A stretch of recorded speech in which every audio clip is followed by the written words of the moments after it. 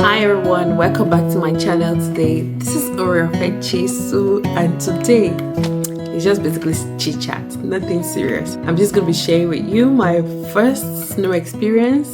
This is my second winter, and I'm just gonna share with you my first winter experience and things you should do if this is your first winter experience, so that you can adapt faster with the new environment. So yeah, this is a refugee, so on this channel I talk about immigration updates.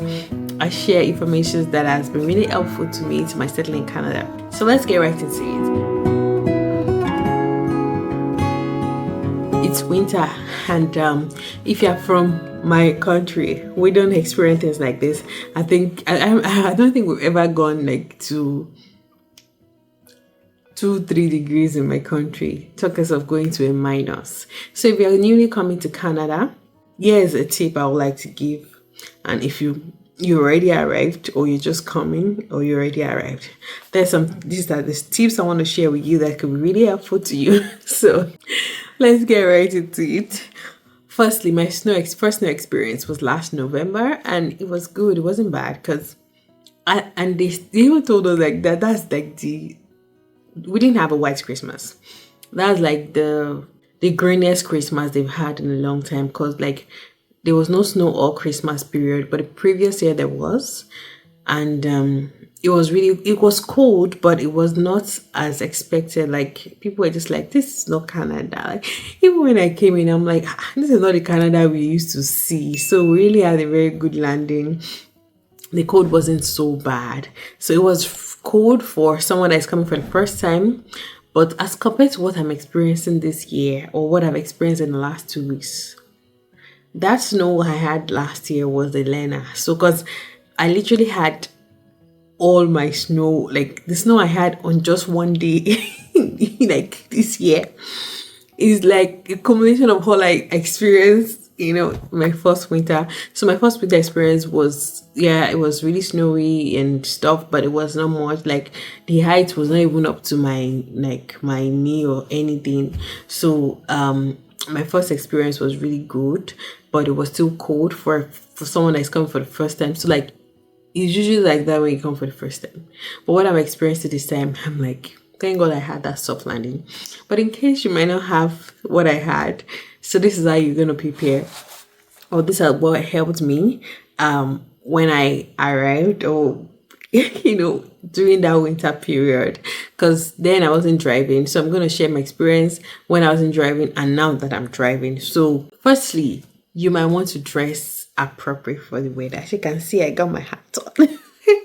Yeah, and it can be really beautiful. Like cracking up you don't have to look all over the place. You can still look peng when you're dressing up for winter. You might not have all the makeup on and stuff, because sometimes you might want to use a face mask in some provinces that are really extreme.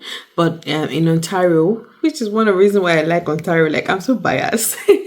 The weather is good, and it's not as bad as you might have it in other provinces. So but you still have to get face masks, because the air can get really dry. Like last year I had bleeding all through the winter period, so I had to always have my face mask on and make sure I moisturize my upper side of my nose and stuff like that. So here's what to do. Dress warm. Always dress warm.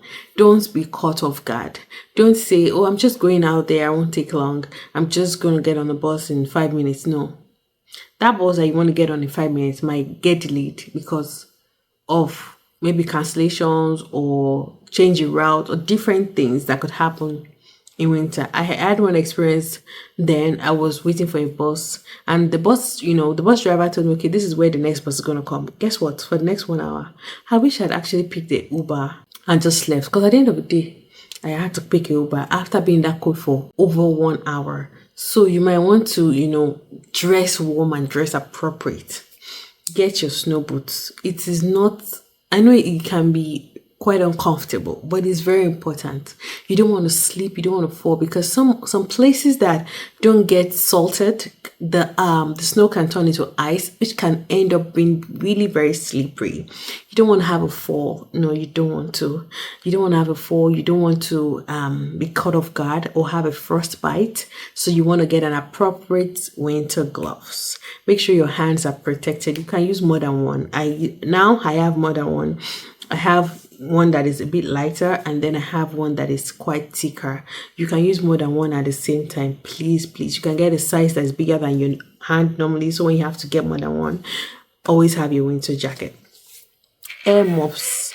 Air muffs are very important as well, because it just seems like the wind is blowing in your hair. Like everything is just coming all at once. So like you might want to have your air muffs. So, and of course your hat. I kind of emphasize that. I remember there was a time last year when I didn't go out with my hat and I just had a plate on. Oh my God, it seemed like the cold was entering my head. Seriously, it was so bad. So always have your air, did I say air muffs? Okay, air muffs for your ear, and then your head warmer, like your hats, your hats. You just always have to have it. Now, these are things you can actually pop in your handbag or your school bag if you feel like, okay, when you left home, it's not so bad. Another key, always check the weather before you go out. Always check the weather forecast. And if you think, you can, for example, you're seeing 3 degrees, now you scroll down, go down to that weather forecast and check, feels like what? Don't be deceived. That sun that you see outside is not sun, it's lamp. Because it's not going to keep you warm. It's going to be freezing cold and you might not enjoy yourself. And this cold, like, you could get pneumonia, you could really fall really sick and pray get yourself. Please dress warm. Pack up as much as possible. Get this. I love to have my round necks. Even when I go to work, I love to have my turtlenecks before I put on my uniform, and then my jacket and others that I put on, because they can really help to protect your inner part of your body. So you want to dress warm as much as possible. I've mentioned that you need to get your gloves. If you can get your air muffs, your hat and your jacket. If you're newly coming, you can get at least one that you could use, even if it is not as thick as what you get in Canada. One that you could use for a couple of days before you start, getting your feet and going about to get another winter jacket in Canada. But please come with one, because this cold this year is more than what I experienced last year. So you might want to come with one. And now your winter boots. You can easily get winter boots here on Marketplace, or you can buy from malls, Walmart and stuff like that. It is readily available. Winter boot. There are others that are also stylish. They are not so boogie. If you feel you don't want to, get on the boogie ones, there are some that are really stylish that are not as long. But sometimes the long ones are very, very important, because that snow I had last week. Thank God for the long one I had. That was what saved me, because when I wore the short one, I had ice and water all over my body, which I didn't like. So I just immediately went to bring out my, my long boots, and that was what, helped me last week. It's a bit subsided now, but of course it's accumulating based on forecasts.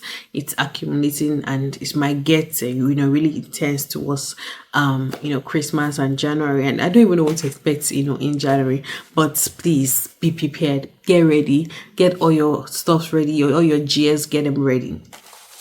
And if you have a goggle that you can use as well, it might also be helpful if you usually have blurry vision, because sometimes the snow can be really, really fast, especially when you're waiting on a bus, or you're trying to get to school and you don't have a car.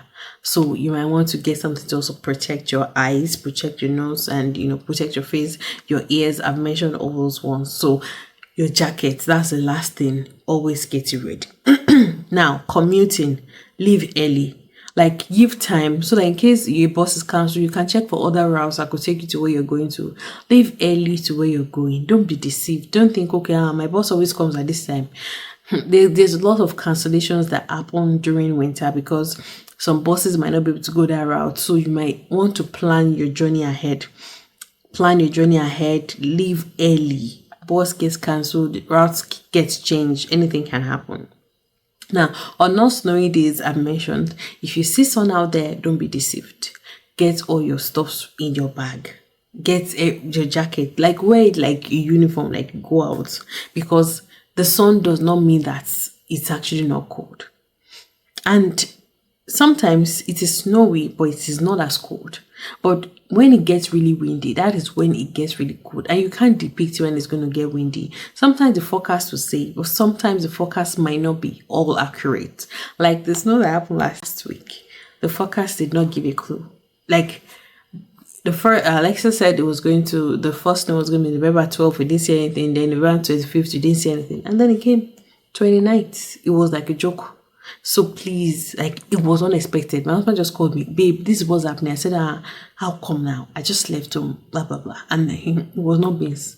Please, plan, prepare. Like, don't be caught off guard. It is, like, I had headache for a long, anytime I walk in the cold, I used to have headache. And I'm sure some people will be experiencing the same thing. So please, plan accordingly. Even on non-snowy days, it can be really slippery in some places. Wear your boots. Wear a shoe that has good grip so you don't fall. Now, always check what it feels like. Like I said, check what it feels like. Even if you say that, oh, this is 3 degrees today, feels like what? For example, today my forecast is 3 degrees, but will feel like -17 in the night. So check what the forecast is saying about what it feels like. That's actually the temperature that you're going to be experiencing. Now, that is if you're, walking, or if you have to still get on a bus and stuff like that. Now, if you're driving, that's an entire different ball game too. Because I remember my first winter, I shared a short. You can check it up on what happened. I was caught off guard. Before I got a car, I had a rider that picks me to work. He used a Tesla, so I already told me, guy, I'm gonna call you when winter starts, so that you can pick me to work. I don't think I will be able to drive in the snow. And he said, but if you don't try, how will you know how to? I said, I beg, I'm not interested in trying. But today he was going to shock me. I didn't have a choice. Like, I was already at work and I had the car and I had to come home. So I learned in that snow. So it was funny, but I'm glad I did, because I was able to overcome my fears. In the middle, they say you are not strong until being strong is the only option you have. That was the only option I had. I had to get home. So I drove in it, and I have been driving in it ever since, and God has been keeping me, and will keep keeping me in Jesus' name. So you need to get your winter tires. It's very important. Get your winter tires. If you have an all season, you can still manage for the period of time before it gets really intense, but you need to get your winter tires. Change your tires to winter tire. Adhere to speed limits. Please adhere to speed limit.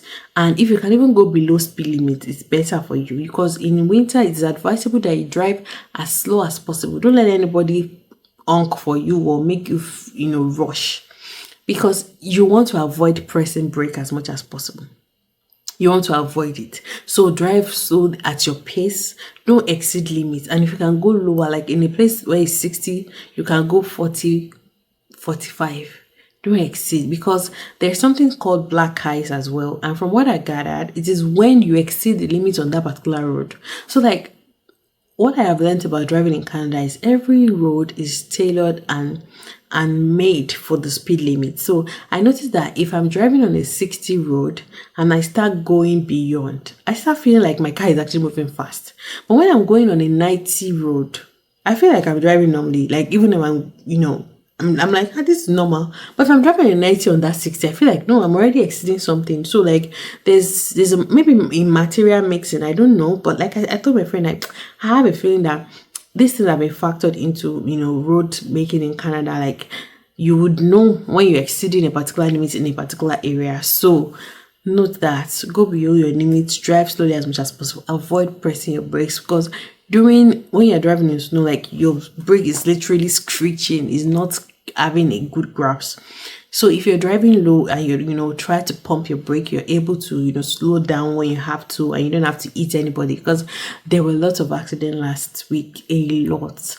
So, and I don't pray that you encounter such, because having accidents is going to impact on your driving, it's going to impact on your insurance. So you might just want to take it slow as much as possible. And I pray that God, keeps helping us to drive. Even if you're driving, always try to make sure that you have There's this liquid that is being sold. It's for your wash. It's like a washer, windshield washer, and it's somewhere like -40 degrees. So it also helps to melt ice. So it can help to melt snow as well, like on your screen, and you can put some on the floor if you're unable to get out. Like it melts ice literally. So just like what the salt will do is what that liquid will do. So you might want to always have that one handy. Like No Freeze was doing sales like a couple of weeks ago, and I bought 2 kegs. I just kept in the car. So for days like this, I have backup. So take up your windscreen wipers when you're packed. If you can take them up, please try to take them up, so that even when you get the accumulation on your windshield, you can scrape them off. Yes, you need to get a scraper, a snow scraper. You can get them at dollar store or any store whatsoever, a very good one, just to take off snow from your windscreen in front and the rear at the back. So what else?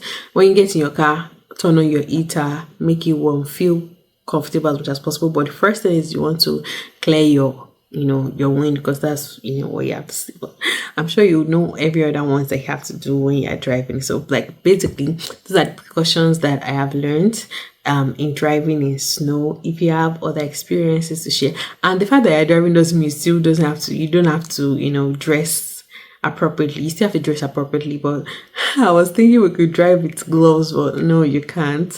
So just try to get your car warm as much as possible. There's some cars that you can actually start like 20 or 30, 15 minutes before the end of your walk. You can start it, so that can also be really helpful in clearing your screen and making your car warm for you to get in. So if there's any other thing that you've had in your snow experience or winter experience that you want to share with us, go ahead and share in the comment section. We'll be glad to share your experience.